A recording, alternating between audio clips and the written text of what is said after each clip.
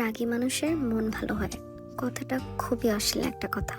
এবং এই জঘন্য কথা দিয়ে রাগকে গ্লোরিফাই করা বন্ধ করা উচিত। রাগ ভালো কোনো জিনিস না। রাগের সাথে মনের কোনো সম্পর্ক নেই। বরং রাগে হিতাহিত জ্ঞানশূন্য মানুষ জানোয়ারের চেয়েও খারাপ। আমি দুঃখিত এইভাবে বলার জন্য, তবে এটাই সত্য।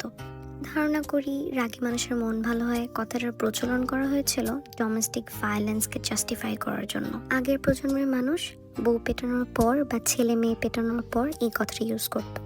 নিজের কুকর্মের দায় তারা চাপাতেন রাগের উপর। আবার সাধারণত নির্যাতিত হওয়ার পরেও ঘরের বউ বা ছেলে মেয়ে জবাব হতো এমন, আমার বাবার রাগটা একটু বেশি, কিন্তু মনটা কিন্তু অনেক ভালো। রাগের মাথায় বউ পেটানো, বাচ্চা পেটানো, ছাত্রছাত্রী পেটানো, এমনকি রাগের মাথায় 3 তালাক দেওয়া, এই রাগের দোহাই দিয়ে কোন আকামটা না করতে রাখি আমরা।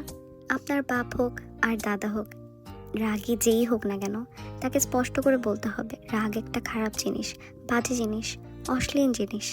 এটা ভালো মানুষের গুণ না। নিজের চেষ্টায়, পরিবারের চেষ্টায় বা সাইকিয়াট্রিস্টের সাহায্য নিয়ে রাগ কমিয়ে ফেলা যায়, যদি সুস্থ সুন্দরভাবে বাঁচার ইচ্ছে থাকে। রাগের মাথায় মানসিক ভারসাম্য হারিয়ে ফেলাও একটা মানসিক অসুস্থতা। একটা মানসিক অসুস্থতাকে সুন্দর মনের দোহাই দিয়ে গ্লোরিফাই করা বন্ধ করা উচিত। আল্লাহ ভালো জানেন এইসব মানুষরূপী রাগী মানুষগুলো, এদের জন্য আরও 10টা প্রাণ মারা যায়।